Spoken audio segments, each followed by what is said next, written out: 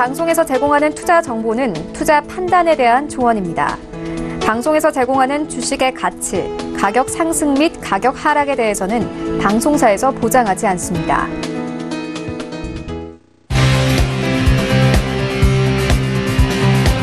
슈퍼스탁 발굴 프로젝트 글로벌 슈퍼스탁의 김민아입니다. 미중 무역 갈등은 중국이 어느 정도 양보하면서 조금의 해소 국면에 들어가고 있습니다. 간밤에는 20일 통화정책회의가 있었는데요. 이 예상외로 완화적인 스탠스를 유지하면서 투자 심리를 끌어올리기도 했습니다. 오늘은 한 주를 마무리하는 금요일인데요. 오늘도 저희와 함께 하시면서 쉬지 않고 쏟아지는 이슈들 챙겨가시고 다음 주 시장도 전망해 보시는 건 어떨까요? 자, 그럼 본격적으로 오늘 알아볼 코너별 이슈부터 확인하겠습니다. 먼저 글로벌 코너로 가보겠습니다. 네, 첫 번째 이슈입니다. 영국에서 브렉시트 승인 투표를 또 연기했다라는 소식입니다. 원래 예정대로라면 이번 달 11일에 진행이 됐어야 하는데요. 1월까지 미루면서 이렇게 시장에 혼란을 가중시키는 것은 아닌지 잠시 후에 풀어보도록 하겠습니다. 두 번째 이슈로는 ECB가요, 이달까지 양적 완화를 종료한다라는 소식에 대해서 자세히 알려드리려고 합니다. 이렇게 양적 완화를 종료한다는 것은 그만큼 경제에 대한 믿음이 있다는 걸까요? 잠시 후에 자세하게 풀어보도록 하겠습니다. 자, 이어서 차이나 코너로 가보도록 하겠습니다. 먼저 첫 번째 이슈입니다. 양귀비 납시요. 중국에서요, 현재 양고기 가격이 폭등하고 있다고 합니다. 우리나라도 최근에는 양고기 인기가 상당히 많은데요. 우리나라에 영향을 미치지는 않을지, 그리고 이렇게 폭등하게 된 원인은 무엇인지 알아보는 시간 준비했고요.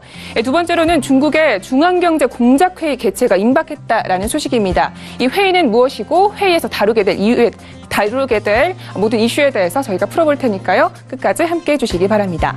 자, 이어서 코인 코너로 가보도록 하겠습니다. 먼저 첫 번째입니다. 한 블록체인 업체에서요, 정부의 암호화폐 ICO 전면 금지는 위헌이다라며 헌법 소원을 제기했다라고 합니다.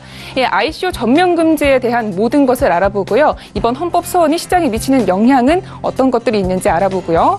두 번째로는 베네수엘라가 국민연금을 페트로로 지급하고 있어서 논란을 시하고 있다고 합니다. 이렇게 돼서 베네수엘라 국민들이 혼란이 가중되는 것은 아닌지, 어떻게 이번 사태를 파악하고 있는지 자세하게 알아볼 테니까요. 끝까지 함께 하시면서 매매 전략까지 챙겨가시기 바랍니다. 자, 그럼 본격적으로 글로벌 슈퍼스타 출발합니다.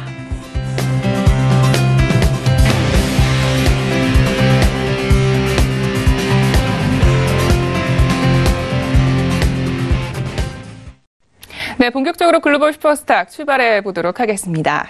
자, 오늘은요, 윤진맨 편님과 함께합니다. 인사부터 나눠볼게요. 네, 안녕하세요. 안녕하십니까. 네, 반갑습니다. 자, 먼저 첫 번째 이슈부터 알아보도록 하겠습니다. 영국 의회에서 한 차례 연기된 이 브렉시트 합의안에 대해서 내년 1월에 표결을 진행할 예정이라고요? 네, 일단 브렉시트 표결안이 원래는 지금 이번 주 11일에 진행이 되기로 예정이 되어 있었죠. 근데 이 건에 대해서 일단 연기 조치가 진행이 됐습니다. 사실상 지금 이번에 투표를 하게 되면은 그냥 부결 가능성이 65% 정도로 그냥 이건 부결이 된다 쪽으로 봤었기 때문에 지금 영국 의회 측에서는 이거를 부결 내면은 당장 내년에 노딜 브렉시트를 바로 직격탄을 맞게 될 수 있는 상황이었죠. 네. 그래서 이 상황을 좀 피하기 위해서 일부러 메이 총리가 본인의 어떤 명예주익을 좀 마이너스가 되더라도 일단 의회에 좀 건의를 해서 미룬 상태라고 보시면 될 것 같습니다. 그래서 일단 표결일은 1월 21일 전에 진행을 하겠다라고 공표를 한 상태고요. 네. 일단 이 시점이 미뤄지면 미뤄질수록 브렉시트가 실질 이행되는 3월 30일 이 날짜가 굉장히 가까워지기 때문에 사실상 굉장히 리스크가 점점 더 상승할 수밖에 없다. 이렇게 보시면 될 것 같습니다. 네, 이렇게 내년 1월까지 미뤄지게 되면 시장에 혼란은 없을까요?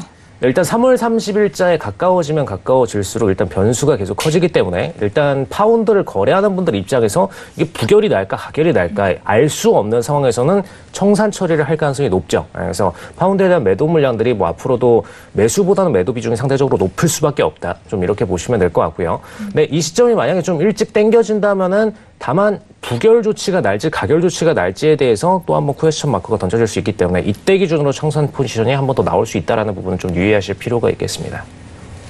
네. 그런데 최근에 유럽 사법재판소에서 이번 번복 가능하다라는 주장을 했었잖아요.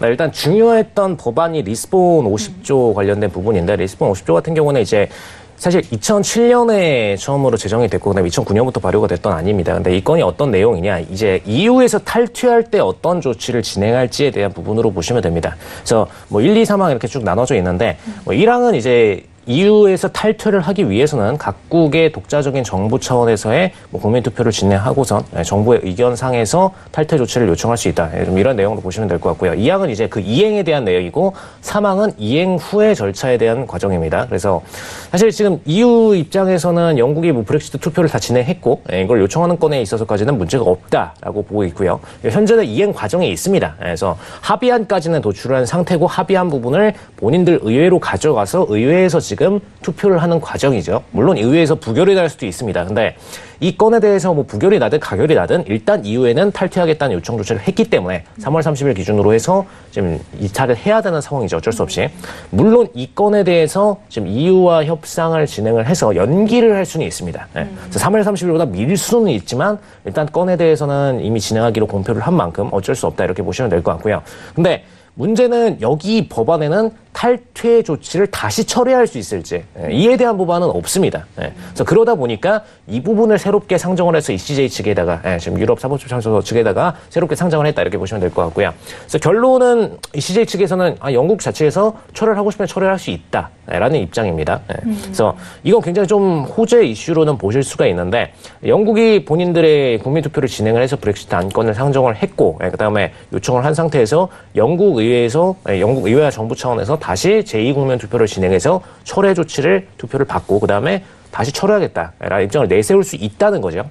근데 이 부분이 진행이 되려면 사실 정부 차원에서 의사가 있어야 되는데 문제는 지금 상태에서는 좀 의사가 없는 상태로 좀 보시면 될 것 같습니다. 네.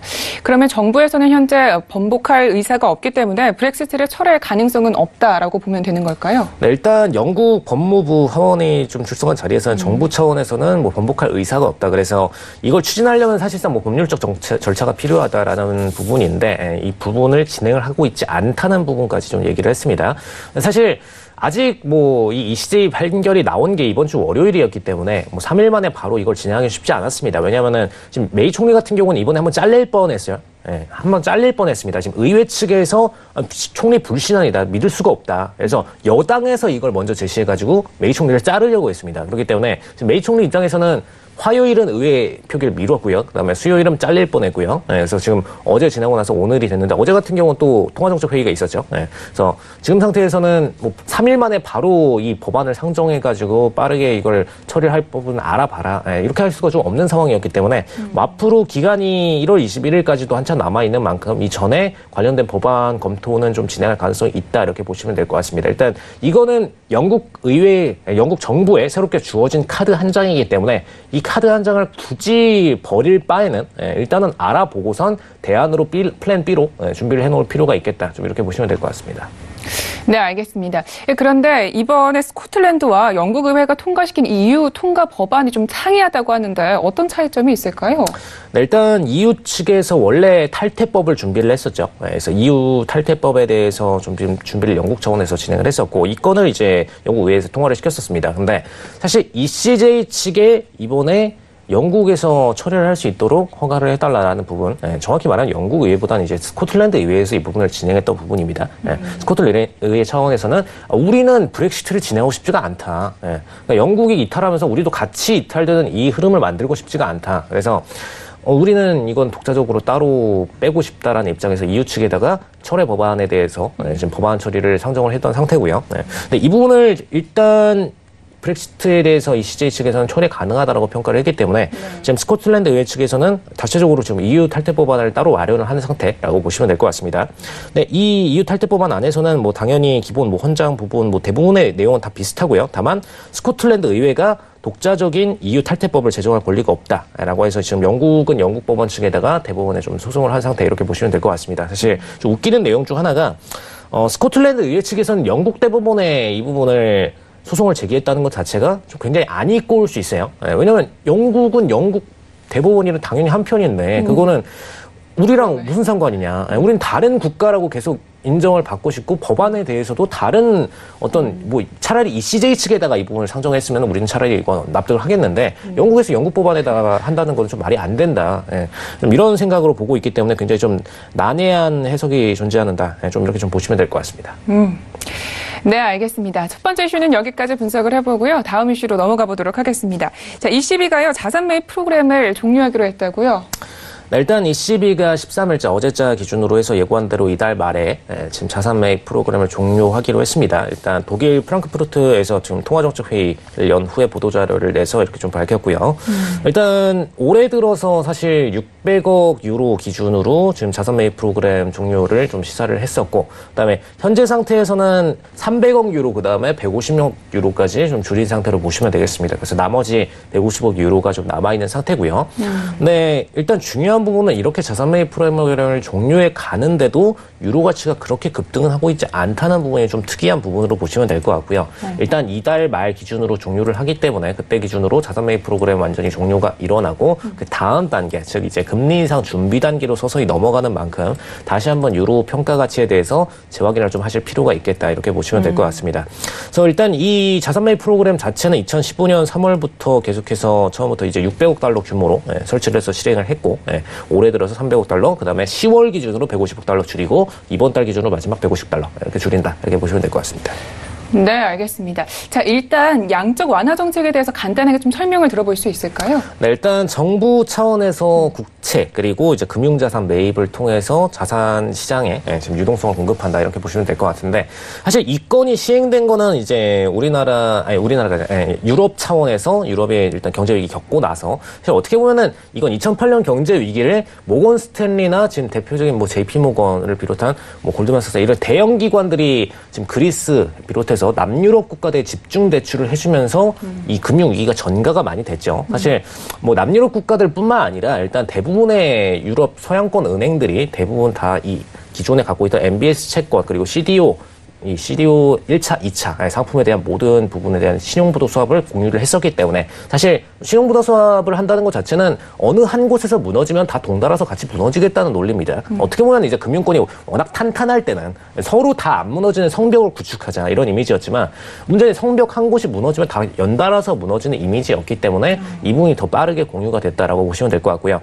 근데 문제는 2009년에 이제 모기지론을 통해서 대출을 진행할 때 미국이 차라리 미국인 대상으로만 이 부분을 판매를 했었다면 문제가 없었을 텐데, 미국인 대상으로만 판매를 한 게 아니라 본인들의 대출 레버리지를 가지고선 그대로 그리스나 이탈리아 등의 국가로 넘어가서 해당 쪽 지역의 정부에다가 직접적으로 본인들이 회계장부 조작까지 해서 대출을 시켰습니다. 그래서 사실 이 부분 때문에 그리스 그리고 이탈리아가 아직까지도 본인들 회계장부 안에 계속해서 대출이 남아있는 상태로 보시면 되겠고요. 그래서 외부적으로 이게 또 나타나지 않다 보니까 정부가 바뀔 때마다 이 부분을 관찰을 못해서 지속적으로 또 본인들 부채를 감당할 생각을 아예 계산을 못하고선 이 부분을 그냥 진행을 했다가 나중에 까고 보니까 부채가 굉장히 어마어마했죠.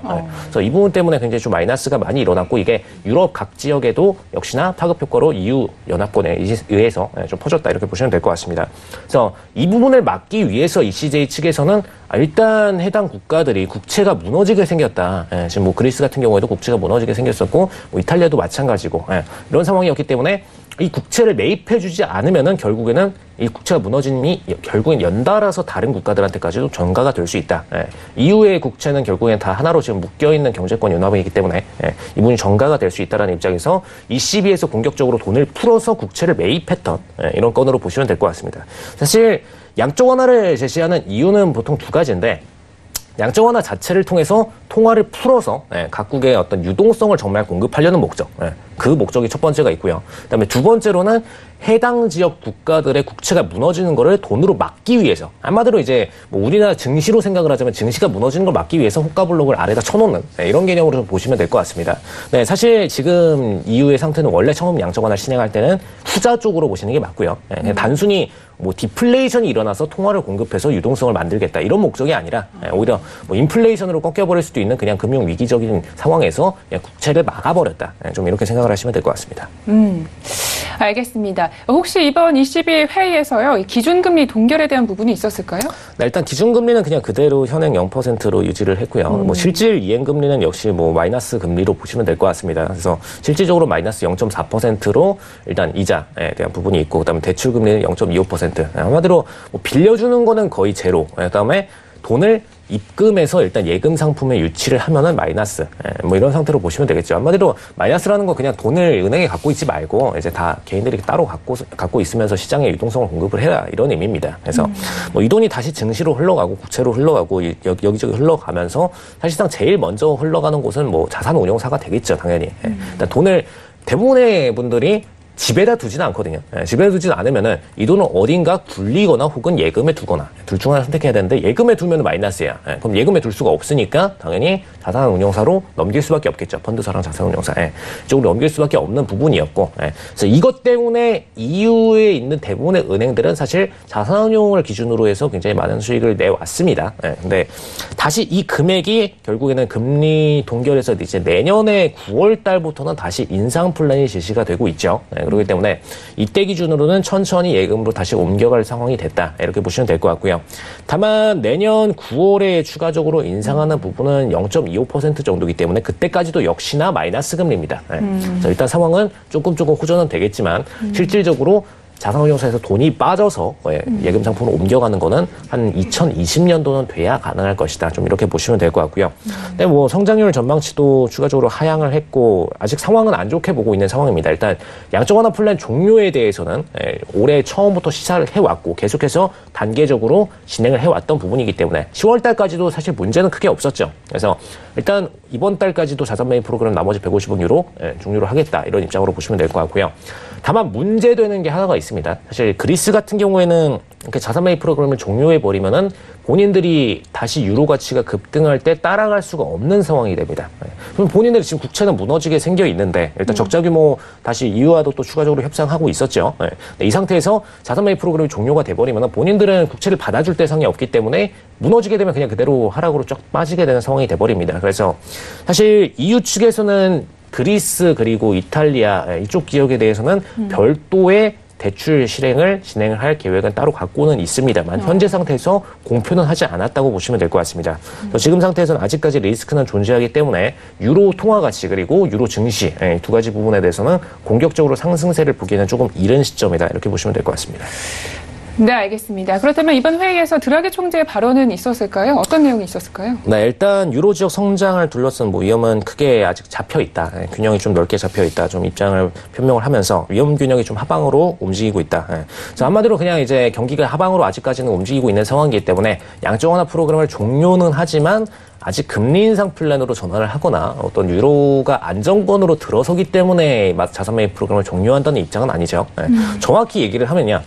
EU 안에서도 일단 선진국과 거의 이제 신흥국 정도의 위치에 있는 국가들이 좀 스펙트럼이 넓게 배치되어 있기 때문에 사실 뭐 한때는 뭐 남유럽 국가들도 뭐 선진국이다라는 평가를 받았긴 했지만 지금 상태에서는 선진국으로 분류하시기에는 너무 경제 열악한 상황이 좀 큽니다. 그렇기 때문에 지금 상태에서는 이 CB는 선진국은 또 맞춰줘야겠고 그리고 신흥국 수준의 위치에 있는 남유럽 국가들은 또 맞춰줘야겠고 이런 상황에서 사실 그동안에 거의 10년이라는 기간 동안 사실 2008년 경제위기에 10년이 흘렀죠.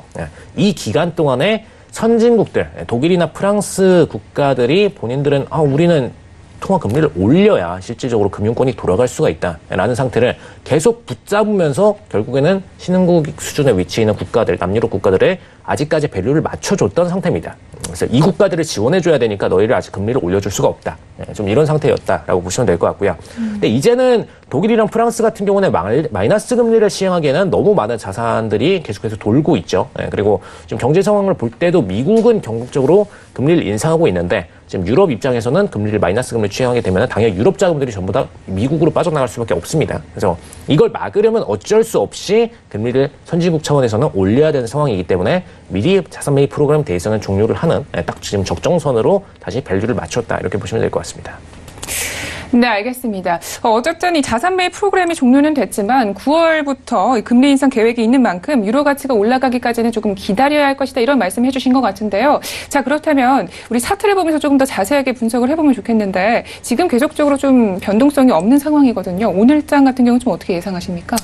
네, 일단 유로 같은 경우는 최근에 바닥권을 현물에서는 찍고 살짝 터닝으로 전환을 해준 상태입니다. 근데 중요한 부분은 다시 브렉시트권 때문에 추가 폭락을 일으켜냈었죠. 네. 그래서 중요한 부분은 일단 영국 파운드와 그다음에 유로화가 사실 반대 차트를 형성하는 게 아니라 파운드가 무너지면 유로 차트도 같이 무너진다는 게 핵심에 있습니다. 그래서 지금 최근 같은 경우에는 파운드가 앞서 말씀드린 대로 1월 21일까지 아직까지 리스크가 해지된 상황이 아니죠. 네, 그렇기 때문에 파운드가 추가 폭락 가능성이 있음에 따라서 유로를 공격적으로 매수는 할 수가 없는 이런 포지션입니다. 그래서 사실상 이런 상황에서 유로를 매수할 수가 없기 때문에 아무리 자산 매입 프로그램이 진행이 된다고 한들 유로에 대해서 상승세를 기대하시긴 좀 어려운 상태로 보시면 될 것 같고요.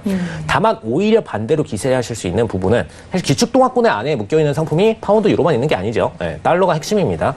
달러가 차라리 무너짐으로써 유로를 상승세로 꺾어주는 한마디로 이제 반대 180도 트레이딩이 유로에선 일어나다 보니까 달러가 떨어지면 유로는 그만큼 올라가 주게 됩니다. 그래서 이 트레이딩 기준으로 해서 유로의 상승세를 조금 기대해 보시는 게 조금 더 현명한 선택이다. 이렇게 좀 보시면 될 것 같습니다. 다만 파운드에 대해서는 철저하게 반대의 가치로 파운드는 떨어진다. 좀 이렇게 좀 생각하시고 파운드에 대해서는 좀 거리감을 가지실 필요가 있겠고 유로는 달러 인덱스 때문에 오르는 부분만 좀 반영을 해서 차트를 보시면 되겠습니다. 네, 알겠습니다. 이렇게 글로벌 이슈는 여기까지 분석을 해보도록 하겠습니다. 참고로 본 방송에서 제공하고 있는 정보는 투자 판단에 대한 조언일 뿐 주식의 가치나 수익률을 보장하고 있지 않습니다. 저희 서영재TV는 자본시장법을 준수하여 1:1 투자 상담, 유사수 진행이 무인가 영업회계, 불법 대여 정보 및 가입 권유 등 모든 불법 사항들 엄중하게 금지하고 있습니다.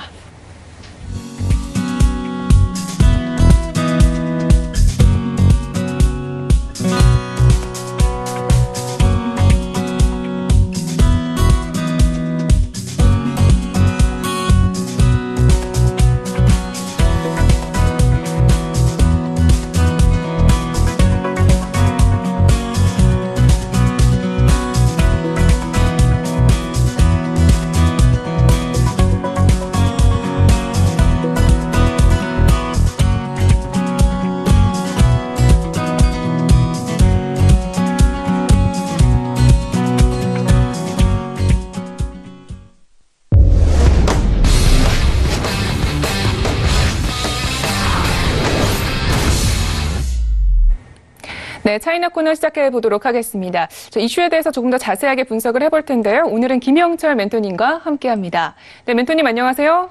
네, 안녕하세요. 네, 반갑습니다. 자, 먼저 저 이슈 알아보기 앞서서요. 전일장 마감 시황부터 알아볼까요? 네, 중순시 같은 경우에는 뭐 대부분 3대 지수가 모두 상승을 하는 그런 모습들을 좀 보여줬고요. 상해 같은 경우에는 1.23% 올라서 마감을 했고 선정 같은 경우도 1.43% 상승해서 마감을 했습니다. 상업판 같은 경우도 0.73% 이제 상승해서 마감을 했는데 뭐 아시아 증시 대부분 이제 상승했고 어제 우리나라 시장도 뭐 강하게 움직임이 나타나면서 뭐 글로벌 증시의 분위기가 나쁘지 않았다. 그리고 그가 이제 미중 무역 전쟁에 대한 부분들로 이제 하락을 했었던 부분들이 일시적인 되돌림 현상이 어제장에 좀 강하게 나오는 그런 상황이었다라고 이제 좀 보시면 좋을 것 같고요. 특히나 이제 상해는 2,600선 위쪽에서 올라와 있는 그런 상황인데 사실 큰 의미는 없습니다. 뭐 지금 2,600선을 중심으로 위아래를 등락을 지속적으로 좀 보여주고 있는 그런 상황이다 보니까 뭐 누차 말씀을 드리고 있는 이야기지만, 지수에 대해서 포커스를 맞추고, 시장을 바라기보다는 아무래도 이제, 물론 이제 지수를 무시할 수는 없습니다. 하지만, 지수만 놓고 보면은 지금 사실 시장을 떠나야 되는 게 맞는 그런 상황이다 보니까, 개별적인 모멘텀이 있는 종목들 위주로 접근을 해서 수익률을 좀 끌어올리는 그러한 전략이 좀 필요한 시장이지 않을까, 이렇게 좀 보고 있습니다. 네, 알겠습니다. 자, 이렇게 해서 시황에 대해서 알아봤고요. 자, 먼저 첫 번째 이슈부터 살펴보도록 하겠습니다. 최근 중국인들의 식탁에 돈육 쇼크에 이어서요, 양국 쇼크에 대한 아문이 들어올 것이다, 이런 전망이 있다고 하는데요. 자세한 설명 부탁드릴게요. 네, 그 돈육 같은 경우에는 사실 뭐 중국은 뭐 땅 위에 있는 건 4발 달린 건 2발 달린 건가요? 하여튼 뭐 책상다리 다 먹고 날아다니는 거 비행기도 다 먹는다고 뭐 그렇게 할 정도로 뭐 다양한 이제 식문화가 있는데 그 중에서 이제 가장 많이 소비가 되는 게 돼지고기거든요. 그래서 돼지고기가 이제 물가지수에 상당히 큰 영향을 준다, 그러한 부분들, 그리고 그게 이제 데이터가 됐을 때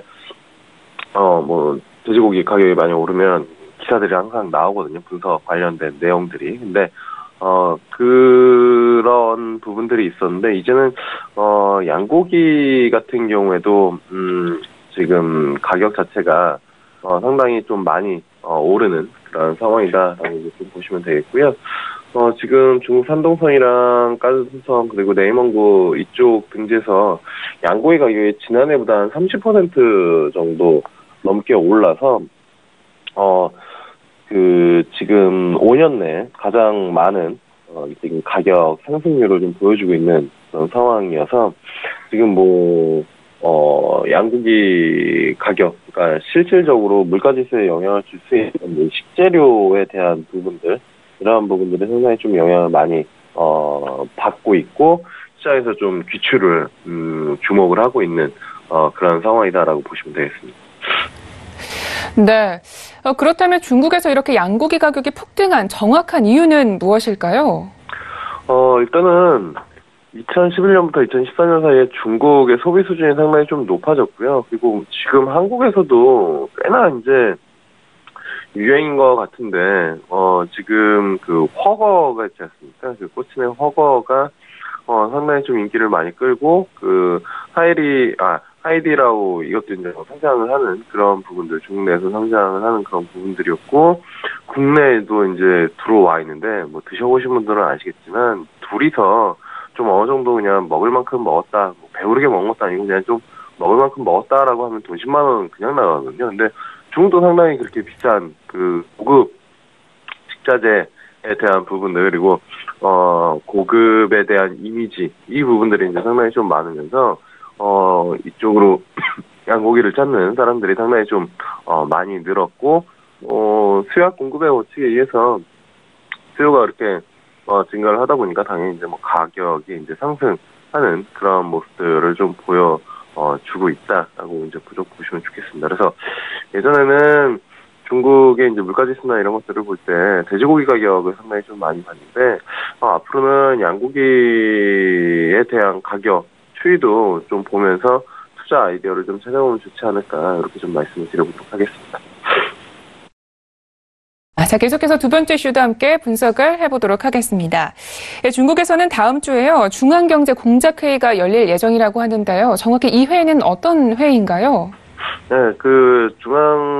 경제공작회의 같은 경우에는 지금 중국의 경제정책 운영 방향을 결정하는 그런 회의다라고 이제 좀 보시면 되겠고, 이 다음 주에 이제 열리는 그런 부분들인데, 시장에서 관심이 이제 가장 많은 이유는 경제정책에 대한 운영 방향이고, 그게 결국엔 지금, 미국과의 무역전쟁, 이런 부분들이, 어떻게 시진핑 정부에서 풀어나갈지, 이 부양책이나 대응책이 어떤 것이 있을지, 이러한 부분들 때문에 더욱더, 원래는 이제 좀, 관심을 받는 그런 부분들이었는데, 더욱더 이제 좀 귀추가 주목된다, 이렇게 보시면 되겠습니다.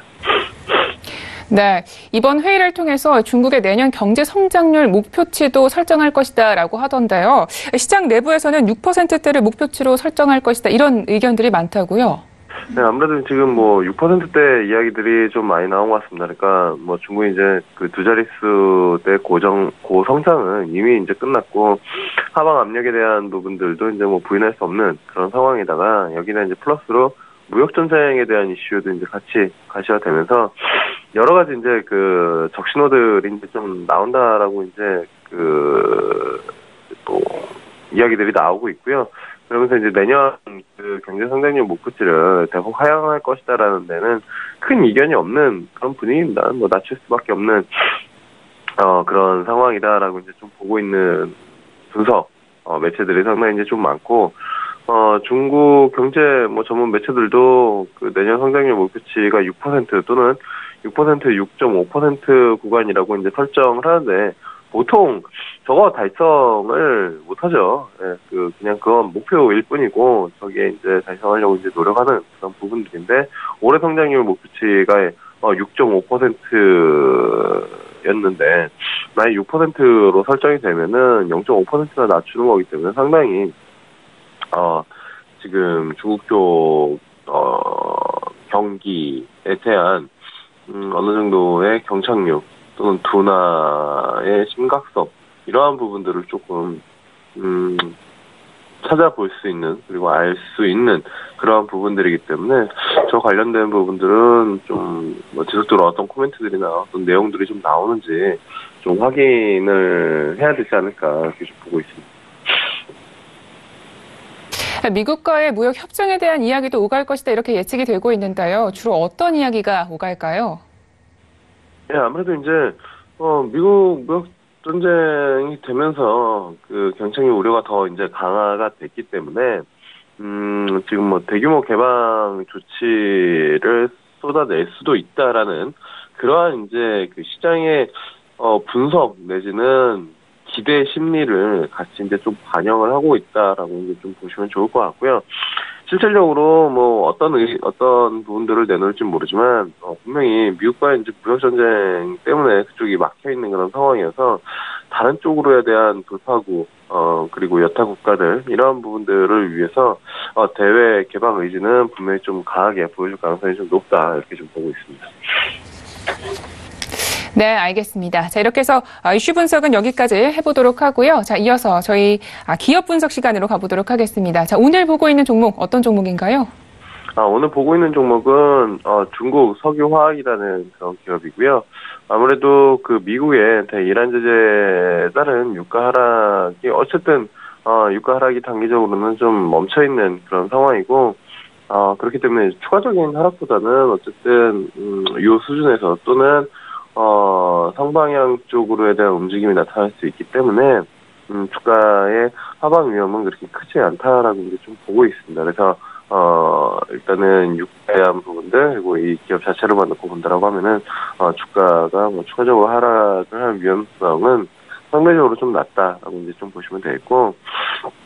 그리고 중국 내 이제 경유랑 휘발유 등 이 다운스트림 상품 가격이 상승 추세가 좀 지속적으로 좀 나타나고 있는 그런 상황인데 다운스트림 사업성 강화를 펼치고 있는 그런 상황이다 보니까 이런 부분들 봤을 때는 어쨌든 이 종목도 충분히 좀 관심을 가져볼 만하지 않을까. 그리고 중국에서 이제 공급 측 개혁이랑 그다음에 환경보호 압력 확대 이러한 부분들도 있어서 오히려 추가적으로 이러한 그 케미컬 산업, 장치 산업들을 더 늘리기보다는 기존에 있는 쪽으로 몰아주는 그러한 부분들이 더 강하게 작용할 가능성이 좀 높다라고 이제 좀 보시면 좋겠습니다. 그래서 여러 가지 이런 부분들을 고려했을 때 중국 석유화 좀 관심을 가져볼 만하지 않을까. 그래서 매수가는 5.900 위안 잡으시면 될 것 같고요. 그다음에 목표가는 6.390 위안 그리고 손절가는 5.000 위안 잡고 대응하시면 좋겠습니다. 네, 알겠습니다. 오늘의 기업으로는요, 중국 석유화학에 대해서 제시를 해주셨습니다. 자, 이렇게 해서 저희 차이나 이슈 가이드는 여기까지 이야기 들을게요. 멘토님 말씀 고맙습니다. 네, 감사합니다. 참고로 본 방송에서 제공하고 있는 정보는 투자 판단에 대한 조언일 뿐 주식의 가치나 수익률을 보장하고 있지 않습니다. 저희 서영지TV는 자본시장법을 준수하여 1:1 투자 상담, 유사주식행위, 무인가 영업행위, 불법 대역의 정보 및 가입 권유 등 모든 불법 사항들 엄중하게 금지하고 있습니다.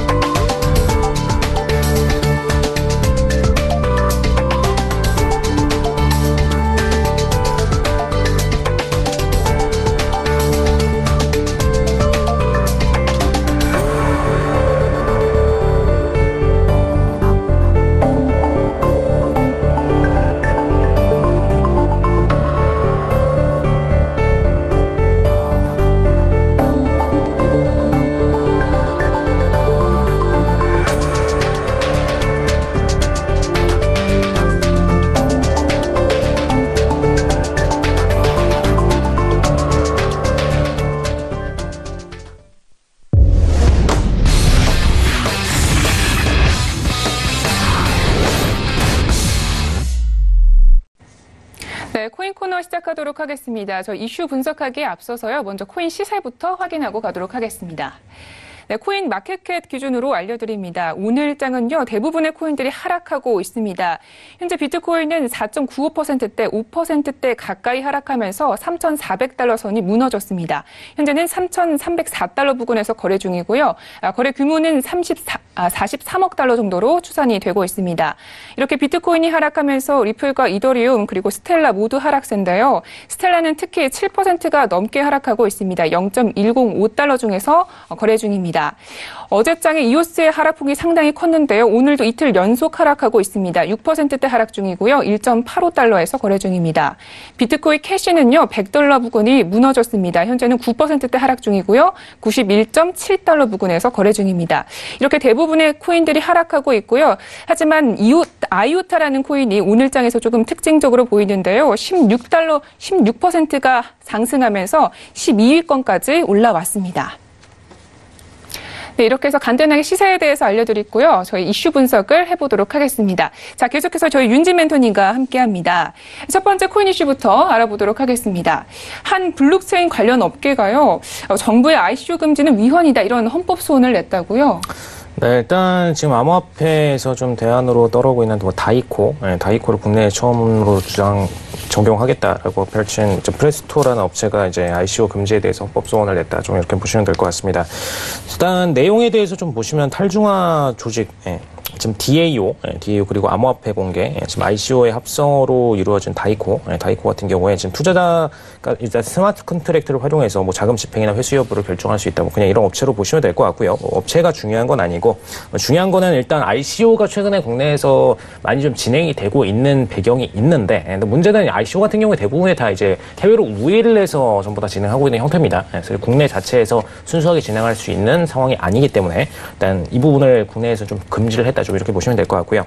그래서 법치주의, 과잉 금지 원칙 위반, 그다음에 기본권을 침해하는 것이다라고 해서 이 세 가지 부분을 들어서 헌법소원 심판을 일단 헌법재판소에 제시한다 이렇게 좀 보시면 될 것 같습니다. 그래서 블록체인 테크포스 팀의 이제 고무부인 광화 측에서 헌법소원 청구 대리 라인을 받았고요. 그다음에 일단 내용을 보시면은 일단 ICO 전면 금지 조치, 그다음에 1년 넘는 기간 동안에 정부 국회 입법부로 인해서 블록체인 스타트업으로 상당히 좀 진행하기 어려운 기업을 좀 느꼈다. 이런 부분을 얘기를 했습니다. 사실 ICO 자체에 대해서 얘기를 드리자면은 일단 주식이란 별개의 상품이다 보니까 어떤 주식으로서 어떤 주권을 배당을 받고 그다음에 이에 대한 수익 부분을 다시 주식 보유자들에게 돌려주고 이런 구조가 아닌 사실 어떻게 보면은 자체적으로 만든 플랫폼 안에서 쓰일 수 있는 화폐로서의 가치 이 부분만을 보장을 하면서 판매를 하는 게 ICO의 형태죠. 근데 이 ICO 자체로 인해서 사실 뭐 스캠 한마디로 이제 사기건들이 좀 많이 발생을 하다 보니까 이 부분에 대해서 국가적으로 좀 금지를 했었다 이렇게 좀 보시면 될 것 같고요. 근데 이 부분 자체가 어떤 금융적인 구조를 막는 거기 때문에 사실 스타트업이 크는 과정 중 하나로서 ICO가 새롭게 열렸는데 이 부분을 막는 거는 사실 법적인 부분도 없는 상태에서 막는 거기 때문에 사실 굉장히 위헌이다 좀 이렇게 평가를 하는 상태입니다. 근데 문제는 ICO권에 대해서는 뭐 우리나라만 금지를 하고 있는 게 아니라 좀 글로벌적으로 미국이나 뭐 중국 같은 경우에도 지금 금지 사례가 굉장히 많기 때문에 이 부분을 진행한다는 것 자체가 뭐 우리나라 법에서 이걸 위헌으로서 통과를 할 것 같지는 않습니다.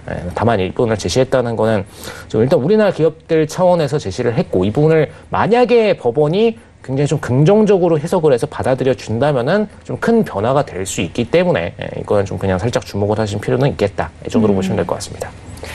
네, 알겠습니다. 이 정부의 ICO 금지 조치에 대해서 조금 더 구체적으로 풀어볼 수 있을까요?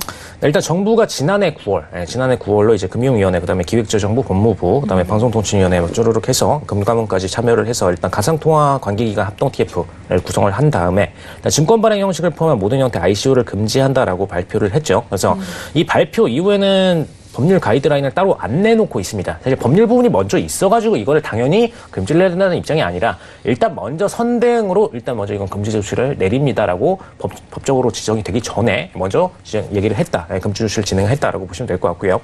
그래서 이 부분 때문에 사실 ICO의 기존 사례들은 대부분 다 증권법 관련된 사례 혹은 이제 그냥 금융법 외의 법안을 형사법을 적용을 받아서 처리를 돼 왔습니다. 그래서 어떤 자산으로서의 사기건으로 계속해서 처리를 해왔고 이 건에 대해서 만약에 압류가 되는 자산들이 있다. 한마디로 이제 ICO를 진행할 때 이더리움이나 혹은 뭐 비트코인 등을 납입을 하고선 그다음에 ICO의 코인들을 배당받는 형태로 이루어지기 때문에 이 배당받은 업체 입장에서는 이 ICO를 진행할 때 사용했던 이제 이더리움 입금, 그다음에 이제 비트코인 입금 이 계좌에 대한 동결 조치가 많이 좀 진행이 됐었죠. 그래서 이 건에 대해서 뭐 경매 조치도 최근에 있고 그랬습니다.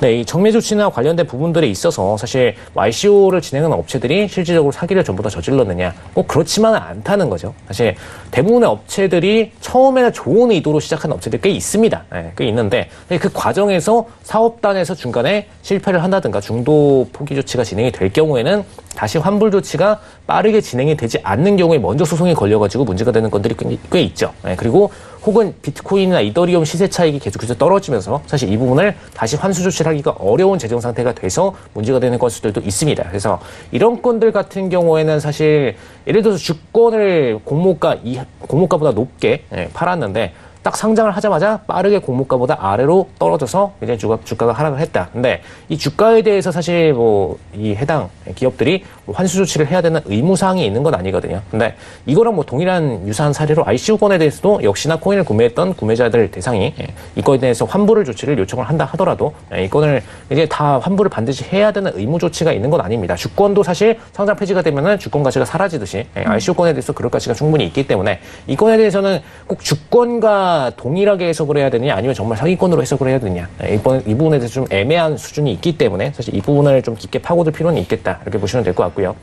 중국이나 미국 자체 같은 경우에는 SEC 혹은 이제 각국의 증권거래위원회 측의 권한이 굉장히 세기 때문에 이쪽에서는 우리는 이건 ICO권에 대해서는 기존에 사실 상장과 똑같이 분류를 한다, IPO와 똑같이 분류를 한다, 처리를 해버리고 본인들의 규제 하에 놓고선 통제를 하면 통제가 되는 상황입니다. 사실 주식으로 해석을 한다면 주식으로 해석이 되고 통화로 해석을 한다면 통화로 해석이 되는 그런 상황이기 때문에 굉장히 좀 애매한 상황에서 본인들의 법제 규제 라인 안으로 강제로 유입을 시켜서 통제를 하면 통제가 되는 상황이었죠. 그래서 이 건에 대해서는 다시 한번 좀 조사를 할 필요는 있겠지만 사실 우리나라는 대부분 다 미국 법안이나 중국 법안, 강대국의 법안들을 좀 따라가는 상황이기 때문에 이 부분에 대해서 터닝을 주긴 좀 쉽지 않다 이렇게 보시면 될 것 같습니다. 특히나 금융에 대해서는 굉장히 좀 보수적인 편이죠. 이따가 좀 말씀을 추가적으로 드릴 거지만 비트코인 ETF 같은 경우에는 우리나라에선 지금 해외 선물에서는 상장이 돼 있는데 이거를 국내로 끌고 오는 거에 대해서는 굳이 반대를 해가지고 막았습니다. 사실 그것 때문에 시세 폭등이 더 뒤늦게까지 이뤄졌던 부분이 있는데 금융에 대해서 알지 못하는 분들이 또 기관에도 있기 때문에 이런 상황들이 발생하는 거죠. 그래서 이런 상황들을 종합적으로 보시면은 사실 미국이나 중국보다 오히려 더 보수적인 게 우리나라인 만큼 정말 어떤 스타트업을 양성하려는 목적에서 이래도 저래도 법안은 다 허용한다라는 그런 오픈 마인드가 아닌 이상 대부분은 다 반대를 할 가능성이 높다. 금융으로 분류될수록 더더욱이 반대할 가능성이 높다. 좀 이렇게 보시면 될 것 같습니다. 네, 알겠습니다. 지금 현재 프레스토 입장에서 조금 반대를 했다라고 했는데 그 업계에 좀 이야기를 들어볼 수 있을까요, 입장을? 일단 업계 측에서는 ICO를 통해서 자금을 납입을 시켜야 그다음에 다음 개발들. 한마디로 이제 개발단 자체에서 이 암호화폐를 개발하는 것 자체가 사실 개발자 한 명만 돌리는데도 보통 500에서 최소 1,000억이 아니라 1,000만 원, 1,000만 원 단위가 듭니다. 보통 월급 상황으로. 그래서 이 정도 금액을 매달 주면서 돌려야 되는데 사실 블록체인을 좀 제대로 구성하려면은 최소한 인원을 구성할 때 보통 이제 10명 이상으로 구성을 해야 되거든요, 사실. 소규모 개발자들 중에서 정말 천재급 프로그래머가 있다. 그러면 소규모 개발자도 돌아가겠지만, 과거에 애플이 애플 1을 만들 때처럼 그런 단순한 코딩으로 혹은 프로그래밍 혹은 하드웨어 기준으로 만들 수 있는 그런 상태가 아닙니다. 그래서 이런 프로그램을 전부 다 진행을 하려면 처음부터 기획 단계에서 사실 최소 5명 이상의 인원이 모여야 되고, 그리고 기획 단계 다음에 프로그램을 실질적으로 지정을 하고, 그 다음에 사후 처리까지 진행을 하려면은 최소 10명 이상의 인원의 진행이 필요가 합니다. 한마디로 이걸 돌리는 입장에서는 사실 유능한 개발자를 끌어들여서 운용을 할 경우 최소 연간 10억 단위가 들죠. 이 10억 단위 금액을 본인 자산으로 다 납입을 해가지고 굴릴 수 있는 분들은 거의 없습니다. 결국에는 투자를 받아야 되는데 주식 가치로 투자를 받는 방법도 있겠죠. 근데 보통 주식 가치로 최근에 IPO 시장에 블록체인 업체가 나온다 한들 대부분 다 10억 같이 수요를 못합니다. 우리나라 시장에서는 특히 더더욱. 아니면 외국으로 나가서 외국에 투자를 받아야 되는데 역시나 외국 투자를 받으려고 움직이려고 하면은 다시 국내에서 최소한 1년 동안은 어떤 개발단을 만들어 놓고 외국으로 나가야 외국에서 승인 조치가 나겠죠. 그 과정에서도 역시나 또 추가적으로 10억이라는 금액이 필요가 합니다. 그럼 당연히 대부분의 우량 개인들 혹은 어떤 제대로 된 스타트업 업체가 정말 엔젤 투자의 천사 같은 마인드로 10억을 그냥 딱 던져주고선 시작해라 이렇게 하지 않는 이상 대부분 업체들은 다 무너질 수밖에 없다라는 입장이죠. 그렇기 때문에 당연히 이런 업체들 입장에서는 우리는 ICO 한마디로 이제 좀 최근에 블록체인 관련된 파트가 유행을 하다 보니까 돈은 시장에 많다는 거죠. 그럼 일단 비트코인과 이더리움을 투자하시는 분들은 이 금액을 이쪽으로 옮길 수가 있습니다. 그럼 일단 스타트업 입장에서는 우리가 돈을 빠르게 받을 수가 있는 상황이고 그리고 경쟁 업체들 한마디로 이제 중국이나 미국 같은 업체들은 한번 스타트 시작해가지고 스타트업으로 그냥 돈만 받아도 웬만해서 뭐 100억에서 많게는 1000억 단위까지도 받는 기업들이 있는데 저 기업들이랑 대등하게 싸우려면 우리는 이 정도 자금은 시장에서 끌어들일 수 있는 채널이 필요하다라는 입장이기 때문에 이런 채널을 막지 말아라는 입장으로서 공격적으로 좀 위헌 조치를 진행을 했다. 한마디로 이제 본인들이 이걸 진행을 못하면 그냥 사업을 접어야 되는 입장에서 좀 진행을 했다는 면에서는 살짝 좀 한번 검토는 해볼 필요가 있겠다. 이렇게 보시면 될 것 같습니다. 네, 알겠습니다. 자, 이렇게 해서 첫 번째 이슈는 여기까지 분석을 들어보고요. 두 번째 이슈로 넘어가겠습니다. 자, 베네수엘라가요, 국민연금 지급을 페트로로 한다고요? 네, 일단 베네수엘라 측에서 인플레이션으로 좀 고통을 받으면서 이제 본인들 통화 가치, 이제 볼리바르화에 대해서 사실 사용 가치가 거의 없어졌죠. 네, 그래서 사실 베네수엘라 정부 차원에서는 암호화폐를 법정 통화의 한 절반가량을 차지하도록 만들어 놓을 상태입니다. 사실 현금으로서 어떤 자산을 구매를 하고, 혹은 이제 상품을 구매를 하려면은 사실 한때는 뭐 쇼핑카드까지 끌고 가서 이제 돈을 한마디로 저희 옛날에 역사책에서나 보던 그런 그림으로 가지고 가서 어떤 물건을 구매해야 되는 그런 상황들이 발생을 했기 때문에 이 상황에서는 암호화폐를 통해서 본인들이 환율 조정을 할 수 있는 상황으로 만들어 놓으면은 암호화폐만으로 본인들의 어떤 법정 통화의 인플레이션을 해치를 할 수가 있다라는 면에서 굉장히 좀 도입을 공격적으로 진행하고 있다 이렇게 보시면 될 것 같고요. 국민연금을 국가지정 암호화폐 페트로로 지급을 시작했다라는 부분은 결국에는 이제 국가 차원에서 국가의 재고가 나가는 부분에 대해서는 우리는 전부 다 이제 암호화폐로 진행하겠다. 한마디로 이제 개인들한테는 우리 국가에서 나가는 돈 전부 다 암호화폐로 지급을 할 테니까 이 돈을 쓸 때도 암호화폐로 써라 이런 입장이죠. 그래서 공격적으로 이제 본인들 계좌에서 나가는 모든 금액들에 대해서는 암호화폐 중심으로 운용을 하면서 통화를 철저하게 법정화폐를 버리고 암호화폐 쪽으로 바꿔 나가고 있다. 좀 이렇게 보시면 될 것 같습니다. 사실 뭐 대부분의 모든 파트가 다 바뀌는 건 아니고 이제 국가 단위로 굉장히 많이 지급이 되는 사실 국민연금 같은 경우는 우리나라 뭐 연기금에서도 보시면 아시겠지만 사실 대부분의 자산 운용에서 제일 우량 고객을 차지하는 게 연기금이 하나죠. 그렇기 때문에 사실 이런 금액들을 보자면은 굉장히 국가 지출에서도 중요한 보유고 중 하나고 현금을 받고 나서 다시 지출해야 되는 금액이 굉장히 큰 단위로 이루어지는 사업체입니다. 그렇기 때문에 이런 금액들을 암호화폐로 교체를 하게 되면은 상당히 많은 금액의 통화를 바꿔칠 수가 있죠. 그래서 이런 부분을 좀 이용하고자 진행했다 이렇게 보시면 될 것 같고요. 일단 12일 기준으로 좀 발표를 한 상태입니다. 석유 기반 암호화폐 페트로를 지급하기로 했다. 그래서 일단 연금 수급자들 같은 경우에는 페트로로 환전을 위한 설명서를 지급을 받았고요. 그다음에 연금 수령자들은 페트로 지갑을 연금 포털 사이트에서 연동해서 연금을 수령한 후에 은행에서 볼리바르로 환전은 가능하다. 좀 이렇게 언급을 해준 상태입니다. 원래 이제 환전은 항상 가능합니다. 페트로랑 볼리바르 환원. 그렇기 때문에 일단 지금 상태로 보시면은 사실 연금을 받는 분들이 대부분 다 이제 50, 60대 이상이신 분들인데 네. 이런 분들 입장에서는 이 암호화폐 포털 사이트에 들어가지고 연금을 수령하는 지갑까지 다운을 받는다? 이건 거의 좀 말이 안 되는 거거든요, 사실.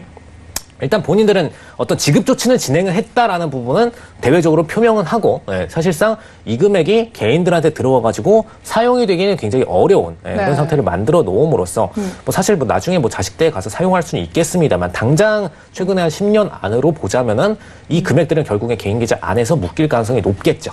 좀 그렇게 보시면 될 것 같습니다. 네, 말씀대로 이 국민연금을 이렇게 지불을 하게 되면 국민들 사이에서 논란의 여지가 있을 것 같은데 문제는 없을까요?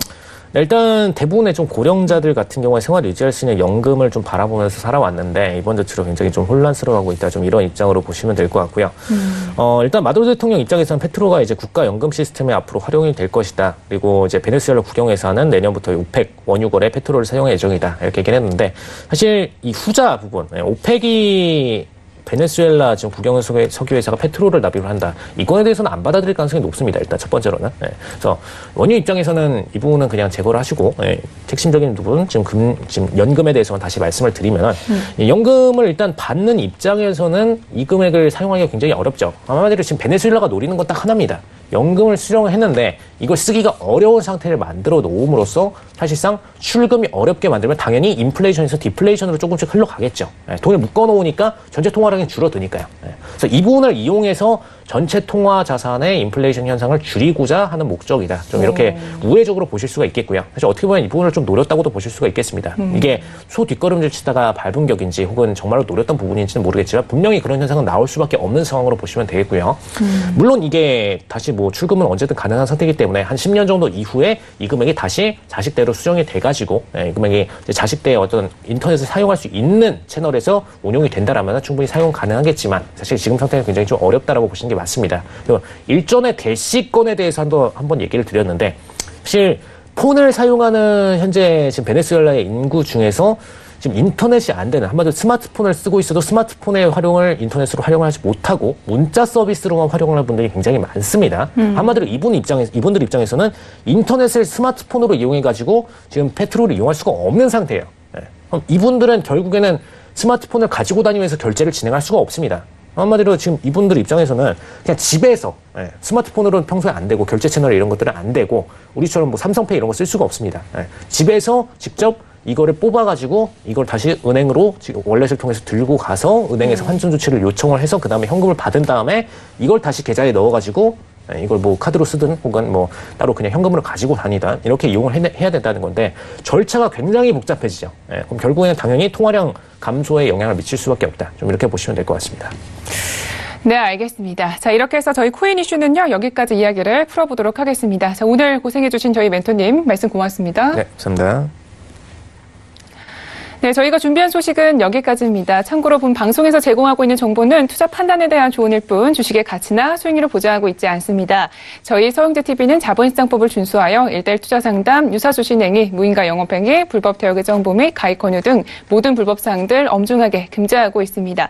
네, 오늘도 시청자분들 성공적인 투자 판단하시고요. 저희는 다음 주 이 시간에 찾아뵙겠습니다. 함께해 주신 여러분 고맙습니다.